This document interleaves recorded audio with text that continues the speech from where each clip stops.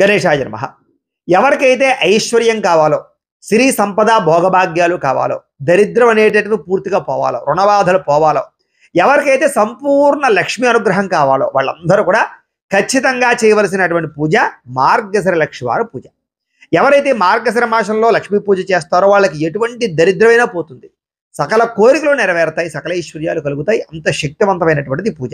అయితే చాలా మంది పూజ చేసుకుంటారు, చేసుకోవాలి. అయితే ఆ రోజు వచ్చే ఇబ్బంది ఏమిటి అంటే కనుక పూజారులు దొరకకపోవడం, లేదా పూజ ఎలా చేసుకోవాలో తెలియక ఇబ్బంది పడుతూ ఉంటారు. అలాంటి వారి గురించే మార్గశిర లక్ష్మీవారం పూజ ఎలా చేసుకోవాలో దానికి సంబంధించినటువంటి పూర్తి పూజా విధానాన్ని అంతటి కూడా మీకు వీడియోగా తయారు చేసి, దానికి సంబంధించినటువంటి పూర్తి వీడియో లింకు కింద చూడండి, తెలుగులో మార్గశిర లక్ష్మీవారం పూజా విధానం అని కనపడుతుంది.